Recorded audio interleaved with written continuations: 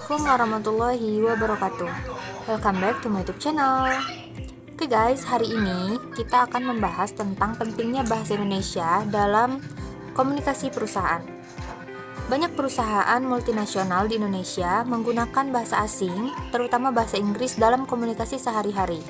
Namun, tetap mengutamakan bahasa Indonesia dalam komunikasi internal sangatlah penting agar semua karyawan dapat bekerja dengan nyaman dan juga efektif. Jadi, mengapa bahasa Indonesia harus diutamakan? Yang pertama, agar semua karyawan bisa memahami informasi. Tidak semua karyawan fasih berbahasa asing. Jika komunikasi internal menggunakan bahasa Indonesia, semua orang bisa memahami informasi dengan jelas sehingga tidak ada kesalahpahaman dalam pekerjaan. Yang kedua, untuk meningkatkan kerjasama tim. Jika semua karyawan menggunakan bahasa yang sama, kerjasama tim akan lebih lancar. Tidak ada yang merasa tertinggal atau kesulitan karena kendala bahasa. Yang ketiga, yaitu menjaga budaya dan identitas nasional. Bahasa Indonesia adalah bahasa resmi negara kita. Jika perusahaan tetap menggunakannya dalam komunikasi internal, maka kita ikut menjaga budaya dan identitas nasional dalam dunia kerja. Selanjutnya, yang keempat, yaitu meningkatkan produktivitas karyawan. Karyawan yang bisa berkomunikasi dengan bahasa yang mereka pahami akan lebih nyaman dalam bekerja. Ini akan meningkatkan produktivitas dan membuat suasana kerja lebih harmonis. Lalu, langkah-langkah apa saja yang dapat dilakukan oleh perusahaan? Itu yang pertama, menggunakan bahasa Indonesia dalam rapat dan komunikasi internal. Perusahaan bisa menetapkan aturan untuk menggunakan bahasa Indonesia dalam rapat, email, dan komunikasi sehari-hari.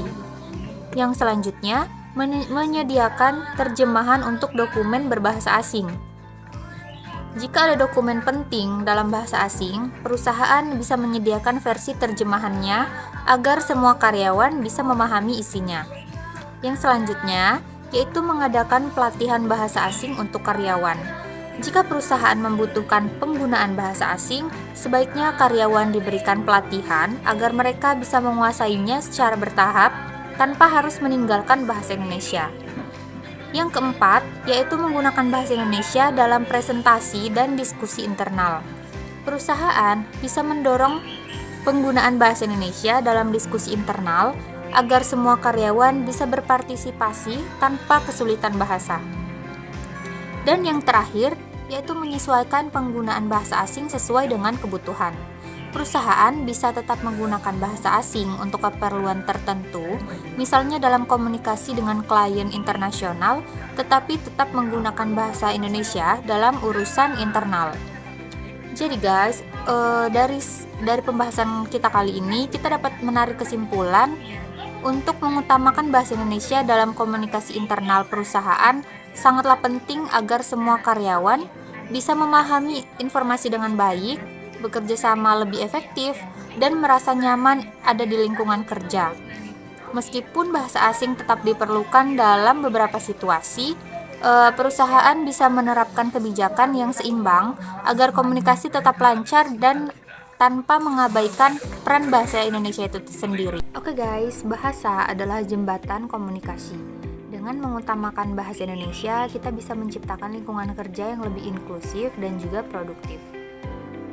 Itu dia sedikit pembahasan dari pentingnya bahasa Indonesia dalam komunikasi perusahaan. Terima kasih sudah menonton. See you in the next video. Bye-bye.